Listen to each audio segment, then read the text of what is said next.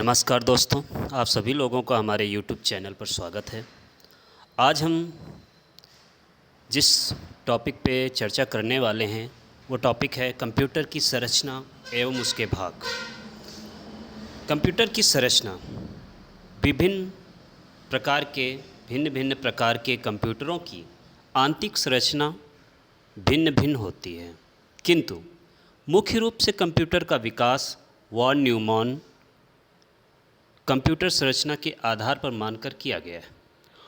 Von Neumann ने computer द्वारा programme पर क्रिया करने का प्राथमिक सिद्धांत दिया। वॉन न्यूमैन ने ही यह सिद्धांत भी प्रेषित किया कि प्रोग्राम और आंकड़े एक ही मेमोरी में संचित होते हैं। वॉन न्यूमैन सिद्धांत के अनुसार किसी डिजिटल कंप्यूटर की संरचना, उसकी आंतरिक संरचना दिए गए चित्र के अनुसार हो सकती है, जिसे आप अच्छे से समझ सकते हैं। एक सिस्टम, एक डिजिटल कंप्यूटर के लिए जो चीज़ें ज़रूरी हैं, जो इकाइयाँ ज़रूरी हैं, वो मुख्य रूप से 3 इकाइयाँ हैं। इनपुट इकाई,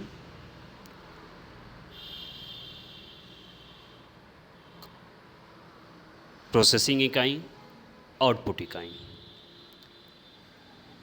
प्रोसेसिंग इकाई में 3 भाग होते हैं। ALU अर्थात अर्थमेटिक लॉजिक यूनिट, दूसरा होता है कंट्रोल यूनिट, तीसरा होता है रजिस्टर। इन पर हम आगे विस्तार से चर्चा करेंगे। रजिस्टर में 2 प्रकार की मेमोरियाँ होती हैं, प्राथमिक मेमोरी और द्वितीयक मेमोरी।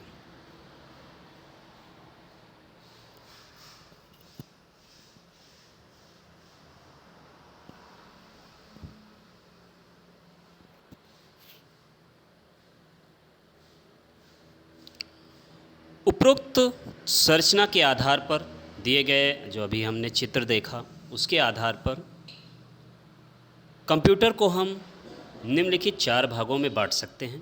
पहला है इनपुट इकाई, दूसरा आउटपुट इकाई, तीसरा सेंट्रल प्रोसेसिंग यूनिट और चौथा है मेमोरी। इन चारों भागों का विवरण हम निम्नवत समझते हैं। पहला इनपुट इकाई। इनपुट इकाई की मदद से आंकड़ों, आदेशों तथा सूचनाओं को कंप्यूटर में प्रविष्ट कराया जाता है, अर्थात दिया जाता है, जो कि मेमोरी में संग्रहित हो जाते हैं। कंप्यूटर केवल बाइनरी संख्या को ही समझता है, अतः इनपुट इकाई द्वारा प्रविष्ट किए जाने वाले आंकड़े पहले बाइनरी रूप में परिवर्तित किए जाते हैं, फिर वो कंप्यूटर की मेमोरी तक पहुंचते हैं। इनपुट इकाई के निम्नलिखित मुख्य कार्य होते हैं। पहला, यह आंकड़ों को ग्रहण करता है, अर्थात हमारे दिए गए हम जो आदेश देते हैं वो इनपुट पहले उस आदेश को स्वीकार करता है, एक्सेप्ट करता है। दूसरा, यह आंकड़ों को कंप्यूटर के द्वारा बाह्य में ग्राहक बाइनरी कोड में परिवर्तित करता है, अर्थात कंप्यूटर के समझने योग्य भाषा में उन आंकड़ों को ये बदल कर देता है। बाइनरी कोड में परिवर्तित आंकड़ों को कंप्यूटर में फिर भेजता है। इनपुट इकाइयों में मुख्य रूप से जो जनरल यूज हुए जाते हैं, जो मोस्ट हैं, वह हैं कीबोर्ड। सबसे पहला है कीबोर्ड, माउस, जॉयस्टिक तथा लाइट पेन। यहाँ पर हम डिस्कस करना चाहेंगे कि कीबोर्ड और माउस काफ़ी लोग जानते हैं। जॉयस्टिक एक इनपुट इकाई है जो देखने में एक स्टीयरिंग टाइप में होता है, हैंडल नुमा होता है, जिसको लेफ़्ट राइट आगे पीछे करके हम कर्सर को मूवमेंट देते हैं। ज़्यादातर इसका इस्तेमाल गेम खेलने में होता है। लाइट पेन एक देखने में नॉर्मल लाइट पेन जैसा ही होता है, बल्कि इसके द्वारा हम एक कागज़ पे जो भी संरचना बनाते हैं वैसी ही संरचना कंप्यूटर की स्क्रीन पे भी बनती है, तथा हम डायरेक्ट इस पेन के द्वारा कंप्यूटर के स्क्रीन को पॉइंट कर सकते हैं। नेक्स्ट,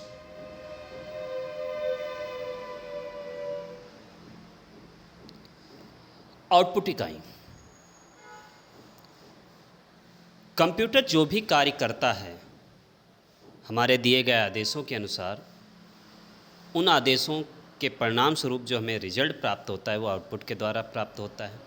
आउटपुट इकाई का प्रयोग कंप्यूटर द्वारा की गई क्रिया के पश्चात प्राप्त सूचनाओं को दिखाने व छापने में किया जाता है।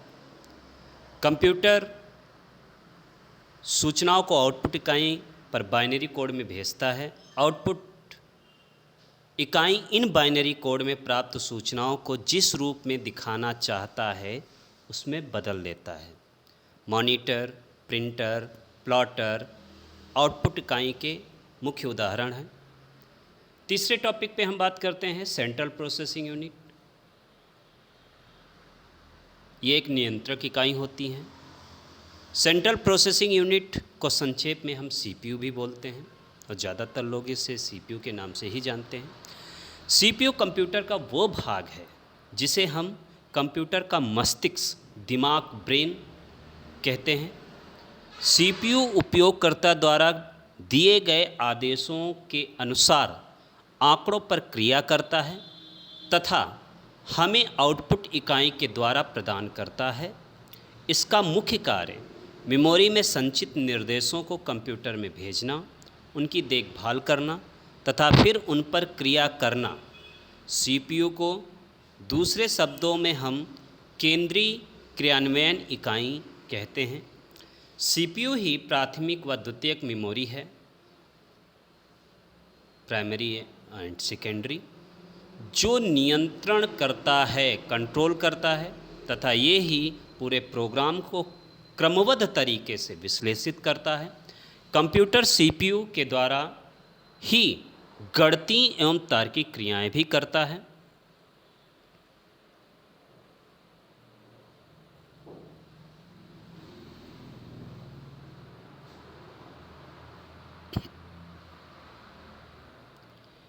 इनका विवरण हम निम्नलिखित तरीके से समझते हैं।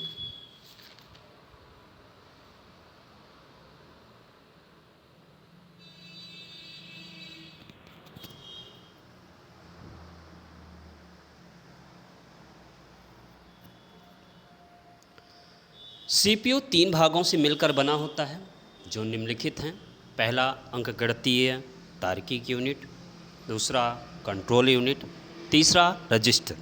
यहाँ ज़रा ध्यान देने योग्य बात है कि कंप्यूटर में ज़्यादातर लोग सीपीयू को सीपीयू के ही द्वारा समझते हैं, एक ही यूनिट समझते हैं। मगर यहाँ पे ध्यान देने योग्य बात यह है कि सीपीयू अकेले कोई एक यूनिट नहीं होती। सीपीयू के अंदर 3 मुख्य यूनिटें होती हैं जो अलग अलग कार्य करती हैं। पहला यूनिट है अंकगणितीय तार्किक यूनिट, दूसरा कंट्रोल यूनिट, तीसरा है रजिस्टर। सबसे पहले हम अंकगणितीय तार्किक यूनिट पे बात करते हैं जिसे शॉर्ट में एएलयू कहते हैं, अर्थात arithmetic and logic unit. CPU में स्थित अंकगणितीय तार्किक यूनिट सभी प्रकार की गणितीय गणनाएं करता है, अर्थात अर्थमेटिक लॉजिक जो यूनिट होता है, अर्थमेटिक यूनिट जो होता है वो जोड़ना, घटाना, गुणा, भाग आदि क्रियाएं करता है।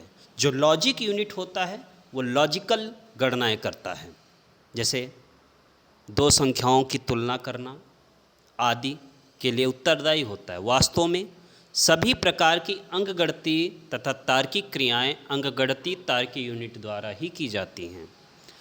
कंप्यूटर की प्राथमिक मेमोरी में संग्रहित आंकड़े तथा आदेश अंकगणितीय तार्किक यूनिट में क्रिया के लिए भेज दिए जाते हैं और अंकगणितीय तार्किक यूनिट द्वारा क्रिया के पश्चात ये आंकड़े पुनः मेमोरी में भेज दिए जाते हैं।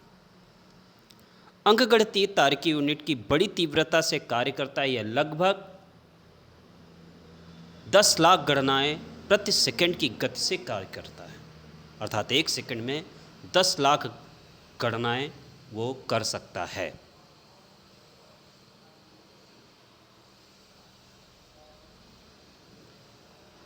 दूसरे टॉपिक पे हम बात करते हैं जो सीपीयू का अंग है, कंट्रोल यूनिट। कंट्रोल यूनिट जैसा कि नाम से ही पता चलता है, नियंत्रक इकाई। कंट्रोल यूनिट कंप्यूटर के विभिन्न उपकरणों को नियंत्रित करता है। कंट्रोल यूनिट को कंप्यूटर का हृदय कहा जाता है। यह कंप्यूटर के विभिन्न इकाइयों के बीच समन्वय अर्थात संबंध स्थापित करता है, तालमेल बिठाता है, एक ब्रिज का कार्य करता है। यह मेमोरी द्वारा प्राप्त आदेशों का पालन करता है तथा आदेश के पालन के लिए अन्य इकाइयों को निर्देश जारी करता है। कंट्रोल यूनिट निम्नलिखित महत्वपूर्ण कार्य करता है। पहला है, कंट्रोल यूनिट किसी प्रोग्राम को चुनने, विश्लेषित करने और उनको क्रियान्वित करने के लिए समयबद्ध तथा नियंत्रक सिग्नल उत्पन्न करता है। दूसरा, यह मेमोरी तथा इनपुट आउटपुट इकाइयों के बीच आंकड़ों का प्रवाह करता है। तीसरा, ये अंकगणितीय तार्किक यूनिट की क्रियाओं को अपनी घड़ी के अनुसार चलाता है।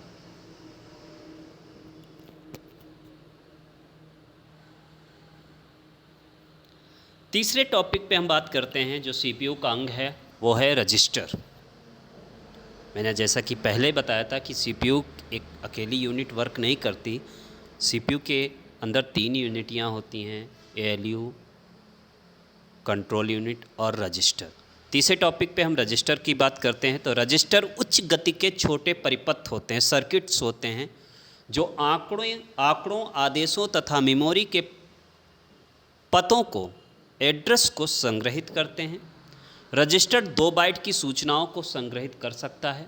अंकगणितीय तार्किक यूनिट में अंकगणितीय तथा तार्किक क्रियाओं की बाइनरी पद्धति में की जाती है तथा इन क्रियाओं द्वारा प्राप्त संख्याओं को अस्थायी रूप से संग्रहित करने के लिए रजिस्टर का प्रयोग किया जाता है। जैसा कि मैंने आपको बताया था कि आज हम इतने टॉपिक पे चर्चा करेंगे। नेक्स्ट टॉपिक हमारा मेमोरी यूनिट होगी, जिसमें हम विस्तार से मेमोरी यूनिट के ऊपर चर्चा करेंगे।